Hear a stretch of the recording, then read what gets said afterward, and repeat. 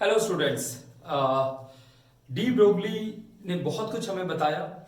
आज हम de Broglie की एक और एप्लीकेशन देखेंगे। डी ब्रोगली ने उस पहेली को सुलझा दिया जिसको बोहर एक्सप्लेन नहीं कर पाया था।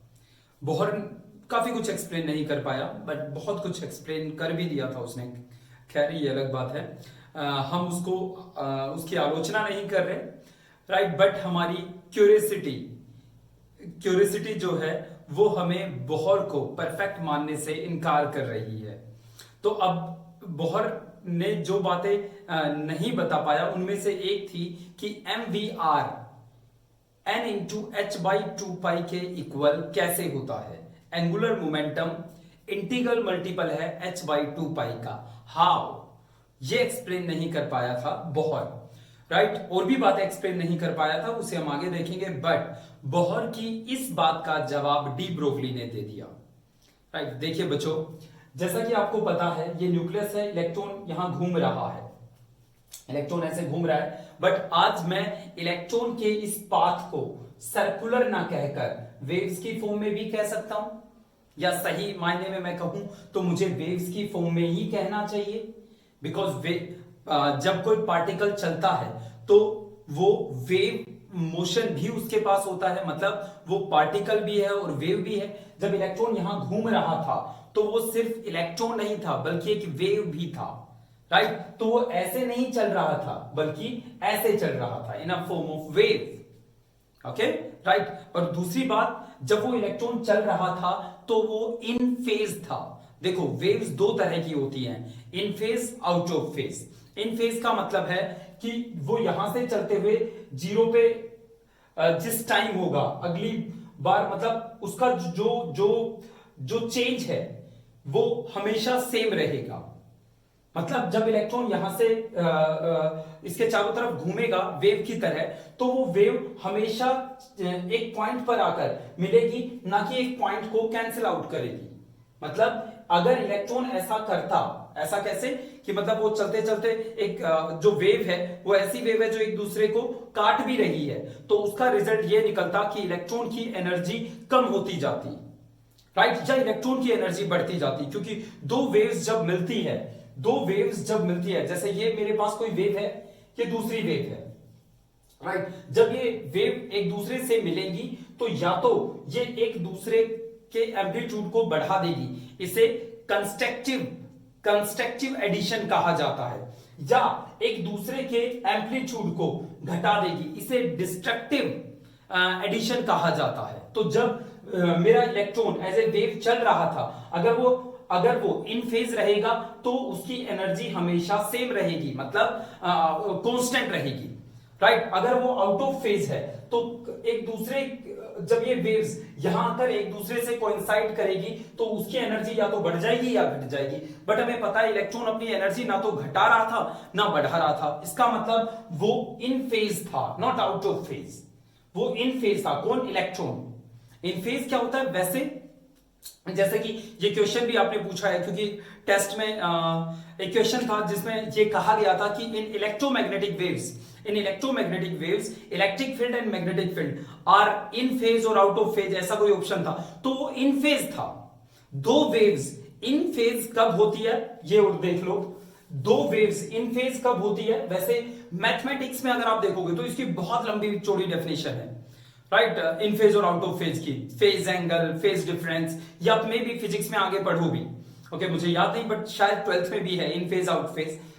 इन केमिस्ट्री, या मैं कहूं कि आसान शब्दों में आप ऐसे याद रखो, दो वेव्स अगर ऐसे चल रही हैं, ऐसे चल रही है, दूसरी वेव्स इसी के साथ साथ चल रही है और कुछ ऐसे चल रही है, तो देखो क्या सिमिलरिटी है दोनों में। जब ये बढ़ते बढ़ते यहां इस पॉइंट पे जाके ये एक्स एक्सिस अगर है, इस पॉइंट पे जाकर एक्स पे जीरो हो रही थी, तो ये वेव भी इसी पॉइंट पे जीरो हो रही थी। जब इसका एम्पलीट्यूड जीरो हुआ, एक्स पे जीरो पहुंची, तब ये भी जीरो पे पहुंच गई थी। इसका मतलब ये दोनों वेव्स इन फेज है, राइट। इसमें मैं थोड़ी सी गलत बोल रहा हूं, थोड़ा सा गलत बोल रहा हूं।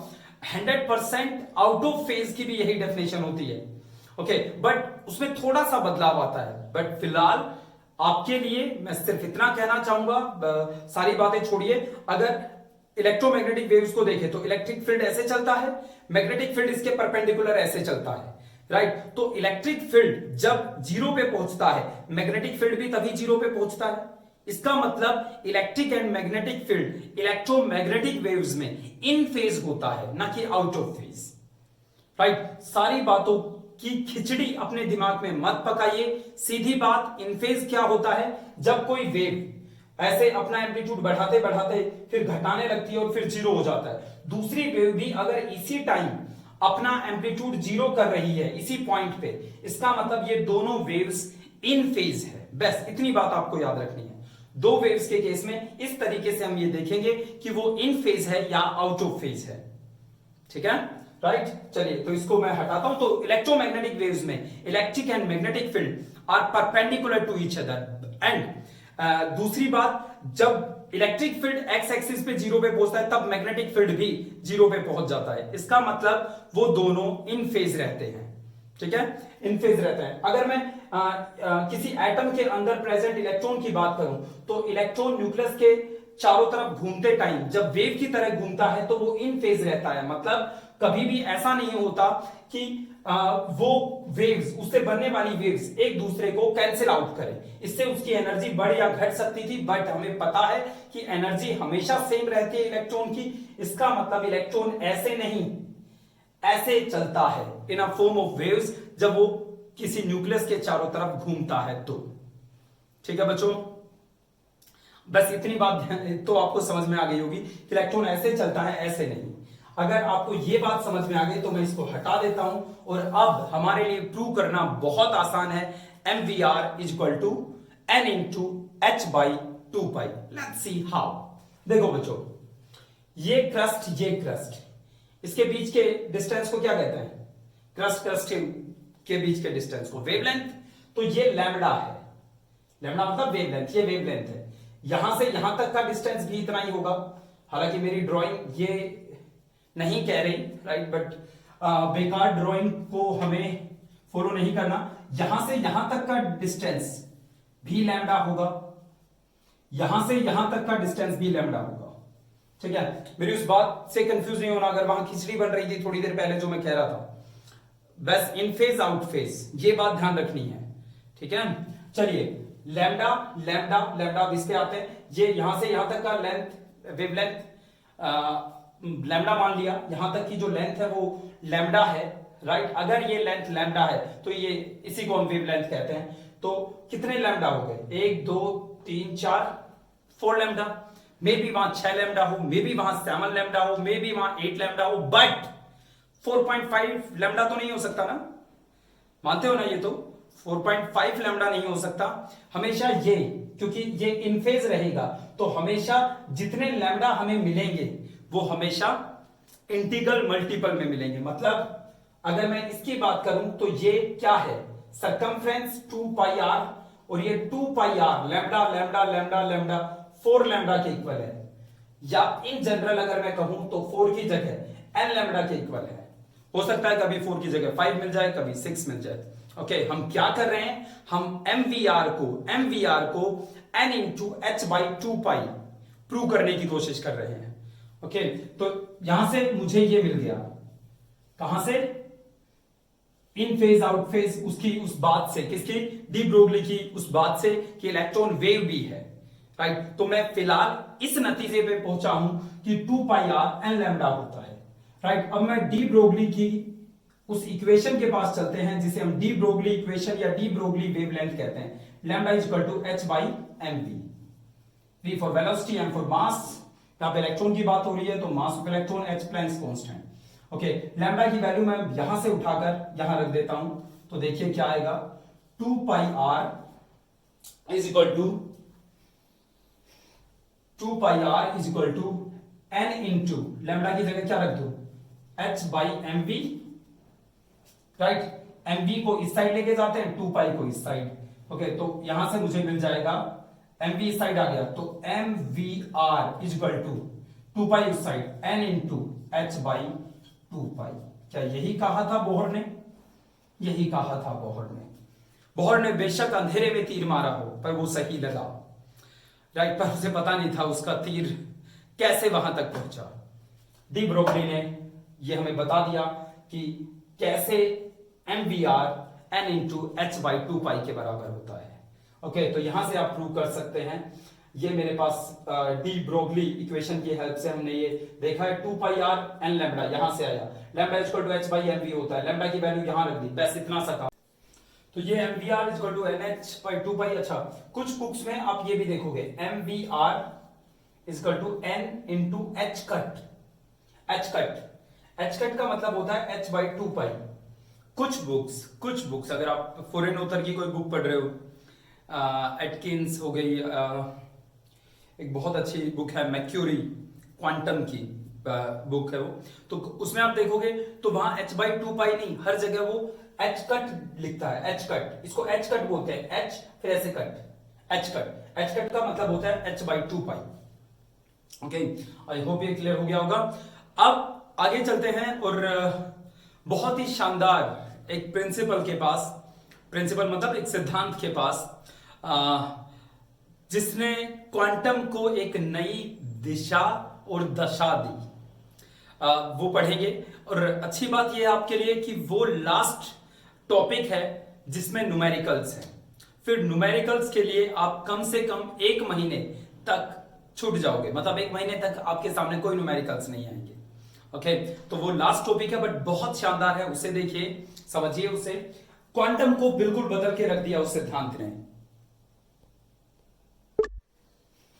बच्चों, ये है हेजनबर्ग अनसर्टेनिटी प्रिंसिपल। उस टाइम के महान साइंटिस्टों में इनका नाम लिया जाता था। इन्होंने क्वांटम मैकेनिक्स, क्वांटम साइंस को आगे बढ़ाने में बहुत बड़ी भूमिका निभाई। क्वांटम बहुत छोटी चीज नहीं रही। आप मे बी आज के दिन मे बी आप पहली बार इन बातों से रूबरू हो रहे हैं, इनका नाम इतना ज्यादा सुन रहे हो, क्वांटम क्वांटम हम बोलते रहते हैं। ओके, बट आज के दिन अगर आप क्वांटम सर्च करोगे, क्वांटम कंप्यूटर, तो मतलब क्वांटम के ऊपर बहुत ज्यादा रिसर्च हो रही है। क्वांटम के पास कहते हैं हर सवाल का जवाब है। क्वांटम से मेरा मतलब क्वांटम साइंस से है। ओके, बहुत ज्यादा मैथमेटिक्स इन्वॉल्व है इस साइंस के इस ब्रांच में। खैर, मतलब सिंपली मैं आपसे बताना चाहता हूं कि क्वांटम बहुत एक वास्ट विषय है, राइट, और हमारा ऐसा मानना है कि हर सवाल का जवाब वहां छिपा है। खैर, फिलहाल धीरे धीरे आप क्वांटम के अंदर जाएंगे, राइट, और शायद किसी दिन आप खो जाएं उस दुनिया में। ये मैं दिल से चाहता हूं, मैं नहीं गुम हुआ, बट मैं चाहता हूं मेरे स्टूडेंट जरूर वहां खो जाएं, कुछ बड़ी इन्वेंशन करें। Heisenberg uncertainty principal. Heisenberg uncertainty principal से पहले मैं इस साइंटिस्ट की एक कोटेशन है, एक कोट है, वो बताना चाहूंगा। इनकी बहुत प्यारी स्टेटमेंट है। When you drink A Gulp of science it makes you atheist, but when you drink whole glass then at the bottom of the glass God is waiting for you। इन्होंने कहा था कि जब आप विज्ञान की एक घूंट पीते हैं, विज्ञान एक ग्लास में विज्ञान भरा हुआ है, साइंस भरा हुआ है, तो उसकी जब एक घूंट पीते हो तो आप नास्तिक बन जाते हो, आप कहते हो भगवान भगवान कुछ नहीं होता। पर जब उस साइंस को आप पूरा पी लेते हो तो ग्लास के बॉटम में आपको भगवान नजर आता है। मतलब साइंस के जितना पास हम जाते हैं, हमें ऊपर वाले की एग्जिस्टेंस पे उतना ही ज्यादा भरोसा होने लगता है। ओके, ये इन्होंने कहा था। हेजनबर्ग अनसर्टेनिटी प्रिंसिपल देखिए क्या कहता है, कुछ तो अनसर्टेन है यहां। हेजनबर्ग अनसर्टेनिटी प्रिंसिपल के अकॉर्डिंग अगर आप किसी चलती हुई चीज की पोजीशन और वेलोसिटी एक साथ कैलकुलेट करना चाहते हो तो आप एक्यूरेटली ऐसा नहीं कर सकते। दोबारा सुनिए, अगर कोई यहां से जा रहा है, राइट, अगर कोई यहां से जा रहा है और आपसे पूछा जाए कि यहां से कोई गया है अभी अभी, तो आप कहोगे यस यहां से कोई गया है, राइट। आपसे पूछा गया उसकी स्पीड क्या थी, तो आपने कहा मुझे ये तो पता है कि वो यहां से गया है, पर मुझे ये नहीं पता उसकी स्पीड क्या थी। या आप ये कहोगे शायद उसकी स्पीड इतनी थी, आप पूरी सर्टेनिटी के साथ उसकी स्पीड नहीं बता पाओगे, राइट। अच्छा, दूसरे से पूछा कि यहां से कोई गया है, वो बोला ये तो मुझे पता नहीं कि वो कहां से गया है, पता नहीं यहां से या यहां से या यहां से गया होगा, राइट। बट हाँ, जो वो गया है उसकी स्पीड इतनी थी। मतलब दो लोगों से हमने अलग अलग बातें पूछी। एक ने हमें यह बता दिया कि यस उसकी पोजीशन क्या थी, दूसरे ने हमें यह बता दिया कि उसकी स्पीड क्या थी, राइट। पर ये दोनों लोग स्पीड और पोजीशन एक्यूरेटली नहीं बता पाए। एक स्पीड को एक्यूरेटली बता रहा था तो दूसरा पोजीशन को एक्यूरेटली बता रहा था। हेजनबर्ग यही कहता है, हेजनबर्ग ये कहता है कि किसी भी मूविंग पार्टिकल की हम स्पीड या पोजीशन एक साथ नहीं बता सकते, राइट। एक साथ नहीं बता सकते। मतलब जैसे क्रिकेट में आप देखते हो कि बॉल आप एम्पायर ये बता देता है, या सॉरी टीवी पे ये आ जाता है कि जो अभी बॉलर ने बॉल फेंकी है उसकी स्पीड क्या है, और साथ में हमें ये भी पता लग जाता है कि वो किस तरीके से आगे बढ़ी है। ये काम आप नहीं कर सकते अकॉर्डिंग टू हेजनबर्ग। फिर आप कहोगे क्रिकेट में ऐसा कैसे होता है, टीवी में तो स्पीड भी आती है और हमें बॉल जाती हुई भी दिखती है, पोजीशन भी दिखती है। उसके बारे में हम आगे बात करेंगे। फिलहाल क्या कह रहा है हेजनबर्ग, किसी भी पार्टिकल की आप पोजीशन और स्पीड दोनों एक साथ नहीं बता सकते, राइट। जब आप उसकी पोजीशन बताओगे तो स्पीड में कुछ घोटाला हो जाएगा, अनसर्टेनिटी आ जाएगी, पक्का कच्चा ऐसा कुछ रहेगा। मतलब उसकी स्पीड पक्का नहीं पता मुझे, शायद इतनी थी, शायद 50 और 60 के बीच में थी, राइट। पोजीशन क्या थी, हाँ पोजीशन ये थी। इससे पूछा गया पोजीशन क्या थी, पता नहीं, वो यहां से जा रहा था, बट हाँ उसकी स्पीड पक्का 100 थी या पक्का 60 थी। मतलब ये स्पीड सही बता पा रहा है, ये पोजीशन सही बता पा रहा है, बट ये दोनों ही एक साथ उस ऑब्जेक्ट की, उस सब्सटेंस की दोनों चीजें एक साथ नहीं बता पा रहे।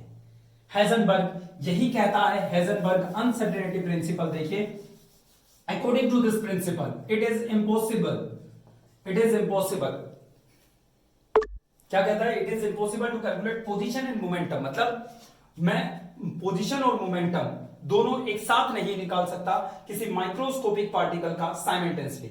जब मैं पोजीशन निकालूंगा तो मोमेंटम में कुछ अनसर्टेनिटी आ जाएगी, और जब मैं मोमेंटम निकालूंगा पोजीशन में अनसर्टेनिटी आ जाएगी, पोजीशन निकालूंगा तो मोमेंटम में अनसर्टेनिटी आ जाएगी। दोनों एक साथ था।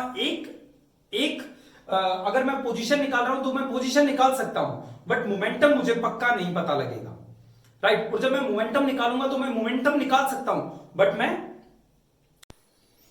ओके तो पोजीशन में अनसर्टेनिटी आ जाएगी। धीरे धीरे आपको बात समझ में आएगी। साइमल्टेनियसली ये बहुत इंपॉर्टेंट वर्ड है यहाँ। माइक्रोस्कोपिक मतलब इलेक्ट्रॉन, प्रोटॉन, एक सिंगल मॉलिक्यूल, ये माइक्रोस्कोपिक पार्टिकल है। पोजीशन एंड मोमेंटम ये कहा हेजनबर्ग ने, राइट। हेजनबर्ग की बात अगर हम मैथमेटिकली देखें, मैथमेटिकली तो क्या होगी, मतलब in a form of formula अगर मैं बात करूं तो according to Heisenberg delta X, समझ में आ जाएगा बच्चों, बहुत आसान टॉपिक है। Delta X into delta P X is greater than और equal to h by 4 pi. देखो क्या है इसका मतलब, मैथमेटिकली आप लिखेंगे अपनी नोटबुक में, मैथमेटिकली हेजनबर्ग ये कह रहा था, ओके। ये क्या है, ये क्या है डेल्टा एक्स, डेल्टा एक्स है uncertainty in position, uncertainty in position मतलब तुक्का, किसमें तुक्का, पोजीशन में। जैसे शायद वो वहां है, शायद वो वहां है, राइट। जैसे मैं कहूं कि आप कहां हैं, आप मतलब मैं अगर एक्सपेक्ट करूं कि आप कहां हैं, आप घर में हैं, बट घर तो बहुत बड़ा है, यानी अनसर्टेनिटी है आपके होने में। मतलब कोई फिक्स पॉइंट नहीं है कि आप वहां हैं। वैसा ये तो पता है कि आप घर में हैं, बट घर तो बहुत बड़ा है, हर जगह तो आप नहीं है, राइट। तो जो जितना घर है, जितना बड़ा आपका घर है, वो सारी अनसर्टेनिटी है, तुक्का है, राइट। उसमें आप कहीं है, तो डेल्टा एक्स का मतलब है अनसर्टेनिटी इन पोजीशन, आपके होने की जो अनिश्चितता है वो है delta x. Delta P x, P और ये छोटा सा एक्स यहां है, ये है मोमेंटम, राइट। आपका मोमेंटम कितना है, आपका मोमेंटम कितना है, ये शायद इतना है मोमेंटम, राइट, शायद। तो ये क्या है, uncertainty in position into uncertainty in momentum. In uncertainty की जो प्रोडक्ट होगा वो या तो ज्यादा होगा या कम या इसके बराबर होगा किसके, h/4 के। h वही है प्लैंक्स कांस्टेंट, राइट। आप समझने की कोशिश करें कि अगर मैं तुक्कों को देखूं, तुक्का समझ गए ना, तुक्का कि शायद वो वहां, शायद उन शायद कि मैं मल्टीप्लाई करूं तो ये शायद या तो बड़े होंगे, मतलब या तो तुक्का ज्यादा मारना पड़ेगा आपको किससे, h/4 के, या इसके बराबर। यानी कम से कम अगर आप भगवान हैं, अगर आप हनुमान हैं, राइट, या आप खुदा है, तो ये जो तुक्का है ये इसके बराबर आ सकता है, राइट, बट इससे कम नहीं हो सकता h/4 से। मतलब चाहे आप भगवान ही क्यों ना है, अब एक साथ पोजीशन और वेलोसिटी या मोमेंटम नहीं निकाल सकते। अगर आपके पास बहुत अच्छी मशीन है, बहुत अच्छे इंस्ट्रूमेंट है, हाई क्लास के इंस्ट्रूमेंट है जो एकदम परफेक्ट है, तो उनका उस इंस्ट्रूमेंट के अंदर जो प्रोडक्ट होगा किसका, तुक्कों का, वो h/4 के बराबर होगा। अगर मैं अपनी बात करूं तो मेरे केस में तो जब मैं पोजीशन और मोमेंटम निकालूंगा तो उनका जो अनसर्टेनिटी रहेगी वो हमेशा ज्यादा ही मिलेगी, क्योंकि मैं तो कुछ वैसे गलतियां करूंगा, राइट। कुछ नेचर ने फिक्स कर रखा है कि तुम दोनों एक साथ नहीं निकाल सकते, तुम दोनों ये दोनों चीज एक साथ नहीं निकाल सकते। तो कुछ तो मैं गलतियां करूंगा, कुछ नेचर ने फिक्स कर रखा है, ऊपर वाले ने फिक्स कर रखा है कि ये h/4 के बराबर ही आएगा, राइट। ओके, तो मेरी गलतियां ये तो फिक्स है, तो इससे ज्यादा ही मिलेगा मेरे केस में। क्या ज्यादा मिलेगा, uncertainty in position and uncertainty in momentum का प्रोडक्ट। डेल्टा एक्स पोजीशन नहीं है, अनसर्टेनिटी इन पोजीशन है। डेल्टा पी एक्स मोमेंटम नहीं है, अनसर्टेनिटी इन मोमेंटम है। ओके, एटम के अंदर इलेक्ट्रॉन है, जैसे अब वो बोहर, मैं बोहर की बात करूं तो बोहर साहब कह रहे थे कि इलेक्ट्रॉन यहां घूमता है। The fact is that Heisenberg ने कहा कि ऐसा हो ही नहीं सकता, आप बता ही नहीं सकते कि इलेक्ट्रॉन यहां है, आप एग्जैक्ट पोजीशन निकाल ही नहीं सकते। आगे चलकर बोहर की गलतियां और उजागर हुई, जैसे उन्होंने ये कहा इलेक्ट्रॉन यहां घूमता है, तो हेजनबर्ग जो कि बहुत बड़ा सिद्धांत है, राइट, ये हर जगह अप्लाई होता है, हर जगह लाइफ के हर पार्ट में, यह बहुत बड़ा प्रिंसिपल है। इसने नकार दिया बोहर को कि हम इलेक्ट्रॉन को एग्जैक्ट पोजीशन तो निकाल ही नहीं सकते। ओके, देखिए, so delta X into delta P X is greater than और इक्वल टू, यानी तुक्कों की गुणा या तो ज्यादा होगी या बराबर होगी h/4 के। मैथमेटिकली हेजनबर्ग ये कह रहा था, राइट। अब थोड़ा सा और इसको आगे ले चलते हैं, देखते हैं वेलोसिटी कहां से आती है। अच्छा, एक और बात, डेल्टा एक्स, यहां डेल्टा वाई भी हो सकता है, डेल्टा वाई भी हो सकता है। डेल्टा एक्स का मतलब है position along X axis, position along X axis, मतलब कोई पार्टिकल चल रहा है तो हम एक्स एक्सिस में देख रहे हैं वो कहां है, राइट, और उसी एक्स एक्सिस में हम उसका मोमेंटम कैलकुलेट करने की कोशिश कर रहे हैं। आई होप आपने वेक्टर, स्केलर क्वांटिटी देखी होगी या पढ़ ली होगी, नहीं पढ़ी है तो आगे पढ़ोगे। खैर, फिलहाल के लिए ये बात ध्यान रखो, अगर एक्स एक्सिस में मैं पोजीशन निकालना चाहता हूं और उसी एक्स एक्सिस में मैं मोमेंटम निकालना चाहता हूं, तो जो मुझे अनसर्टेन होना पड़ेगा, मतलब मुझे तुक्का मारना पड़ेगा, और वो तुक्का h/4 इनका जो प्रोडक्ट आएगा तुक्कों का, राइट, प्रोबेबिलिटी का, अनसर्टेनिटी का, या तो वो h/4 से ज्यादा होगा या इसके बराबर होगा, इससे कम नहीं हो सकता। ओके, अगर मैं ये लिखूं, देखो डेल्टा वाई, एक बार पूछा ये question, delta Y into delta P X, guess करो इसका आंसर क्या होगा, बता दूं क्या है। वाई एक्सिस में तो हम क्या निकालना चाह रहे हैं, पोजीशन, और एक्स एक्सिस में उस पार्टिकल का मोमेंटम निकालना चाह रहे हैं। जब वो चल रहा था तो एक्स एक्सिस में उसका मोमेंटम क्या था और वाई एक्सिस में उसकी पोजीशन क्या थी, ये निकालना चाह रहे हैं, राइट। तो ये क्या है, uncertainty along Y axis, position along Y axis, uncertainty in momentum along X axis, ये 0 के बराबर आता है। अब इसका क्या मतलब है, इसका क्या सिग्निफिकेंस है, इसका सिग्निफिकेंस ये है, इस बात का मतलब ये है कि हम मोमेंटम और पोजीशन एक साथ निकाल सकते हैं, कोई तुक्कों की जरूरत नहीं है। ये प्रोडक्ट 0 आया तो ये 0 है, ये क्या है, अनसर्टेनिटी इन पोजीशन, मतलब पोजीशन में अनसर्टेनिटी है ही नहीं। हम सर्टेन हो जाते हैं जब हम मोमेंटम अलग एक्सिस में निकालते हैं और पोजीशन अलग एक्सिस में, राइट। अगर मैं delta Y dot delta P Y की बात करूं, वाई एक्सिस के अलोंग पोजीशन, वाई एक्सिस के अलोंग ही मोमेंटम, तो ये फिर दोबारा से h/4 के इक्वल या इससे ज्यादा आएगा। ठीक है बच्चों, आई होप आपको थोड़ा क्लियर हुआ होगा। क्वांटम में जो हम पढ़ रहे हैं ये सारी बातें, डी ब्रोगली के बाद ये बातें स्टार्ट हुई है, ज्यादा नहीं है आपके सिलेबस में।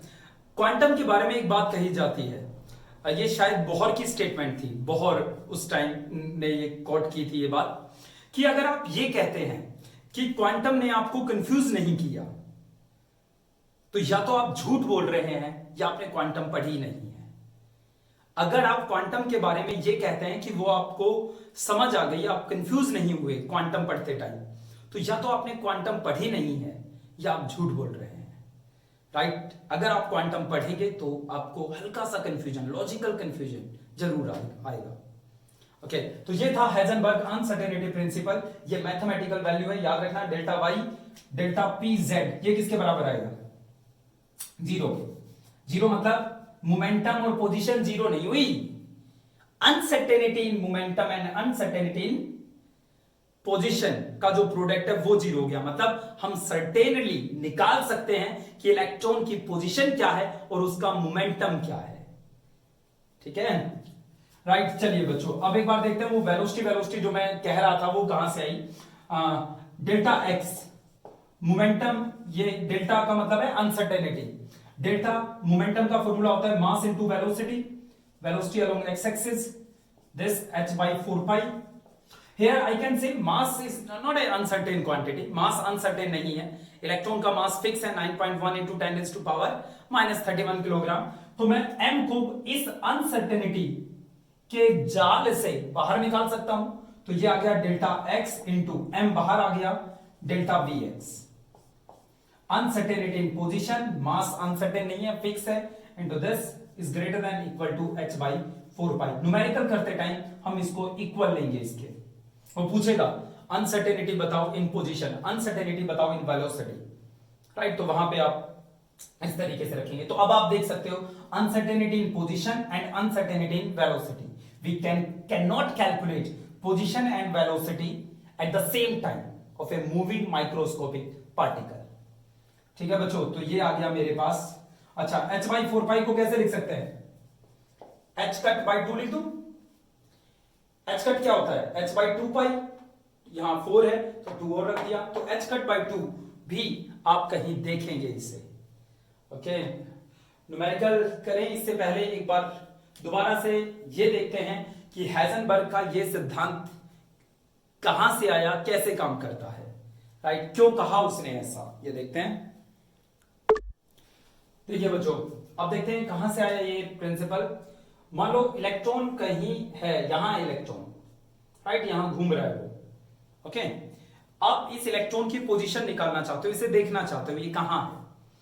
हमें चीजें कब दिखती हैं? जब उस पर लाइट स्ट्राइक करती है, राइट, लाइट टकराती है, लाइट टकरा के हमारी आंखों तक पहुंचती है, तब हमें पता चलता है कि वो वहां है। ओके, अगर आप अपने कमरे में जहां बैठे हैं वहां चीजों को देख पा रहे हैं, तो इसकी वजह यह है कि लाइट यानी फोटोन्स उनसे स्ट्राइक कर रहे हैं, उन चीजों से टकरा के वो रिफ्लेक्ट बैक होकर आपकी आंखों तक आ रही है, तब आपको पता लग रहा है कि वो वहां है। तो अगर हम इलेक्ट्रॉन को देखना चाहते हैं तो हमने इस इलेक्ट्रॉन पे एक माइक्रोस्कोप से लाइट डाली, वेव डाली, राइट। इस इलेक्ट्रॉन को कुछ ऐसा दिखा देते हैं, राइट। इलेक्ट्रॉन पे लाइट डाली ताकि लाइट रिफ्लेक्ट होकर आए और हमें पता चले कि इलेक्ट्रॉन यहां है। ओके, अब हुआ क्या कि लाइट किससे मिलकर बनी है? फोटोन से। फोटोन में एनर्जी होती है कितनी? hν, right. तो जैसे ही लाइट इस पे गिरी, फोटोन इस पे गिरा, फोटोन ने अपनी एनर्जी इस इलेक्ट्रॉन को दे दी और इलेक्ट्रॉन यहां से भागने लगा। मतलब रिफ्लेक्ट होकर लाइट तब तक हम तक पहुंचती, राइट, इलेक्ट्रॉन वहां था ही नहीं। ओके, इलेक्ट्रॉन वहां था ही नहीं। तो बताइए इलेक्ट्रॉन की पोजीशन कैसे निकाली जाती है? एक और रूल है ऑप्टिक्स का, लाइट का, कि चीजों को एक्यूरेटली जब हम बता सकते हैं तब उसकी वेवलेंथ कम हो। मतलब वेवलेंथ अनसर्टेनिटी डिसाइड करती है। अगर वेवलेंथ ज्यादा है तो अनसर्टेनिटी ज्यादा होगी, किसमें? पोजीशन में। वेवलेंथ अगर कम है तो अनसर्टेनिटी कम होगी पोजीशन में। मतलब कम वेवलेंथ वाली लाइट जब किसी से टकराती है तो और हमारी आंखों तक पहुंचती है टकराकर वो लाइट, तो हम उसकी पोजीशन सर्टेनली बता पाते हैं। हमने ऐसा ही किया, हमने वेवलेंथ को कम कर दिया, पर जैसे ही हमने वेवलेंथ को कम किया एनर्जी बढ़ गई, राइट? एनर्जी बढ़ने की वजह से जब वो वेव यहां आके टकराई, इसकी पोजीशन बहुत ज्यादा तेजी से बदलने लगी, यानी उसकी वेलोसिटी बहुत ज्यादा हो गई, राइट? जैसे ही हमने कम वेवलेंथ दी उसकी एनर्जी बढ़ गई, एनर्जी बढ़ने से उसकी वेलोसिटी बढ़ गई। फिर हम उसकी वेलोसिटी को एक्यूरेटली नहीं कैलकुलेट कर पाए। तो जैसा कि हेजनबर्ग कह रहा था कि हम दोनों एक साथ कैलकुलेट नहीं कर सकते, ये समस्या थी पोजीशन और मोमेंटम या वेलोसिटी को कैलकुलेट करने में। ओके बच्चों, ये हेजनबर्ग है, और हेजनबर्ग हमारे लास्ट न्यूमेरिकल्स में से है इस यूनिट के। इसके आगे न्यूमेरिकल्स नहीं आएंगे। हाँ, आपको प्रॉब्लम्स जैसे आगे के जो क्वेश्चन है उसमें आपको कैलकुलेशन बहुत ज्यादा नहीं करनी पड़ेगी। मे भी आपको दिमाग लगाना पड़े, बट कैलकुलेशन ज्यादा नहीं करनी पड़ेगी। हेजनबर्ग के लास्ट न्यूमेरिकल्स हैं, इनको ध्यान से कीजिए। एंड न्यूमेरिकल्स करते टाइम वही फॉर्मूला लगेगा, delta X into delta P X is greater than और इक्वल टू एच बाई 4 पाई। हम हमेशा delta X into delta P x को h बाई 4 पाई के इक्वल रखेंगे। h प्लैंक्स कांस्टेंट है, 4 है, पाई 3.14 या 22/7 कह सकते हैं, 22/7। ओके बच्चों, that's it. Okay, thank you.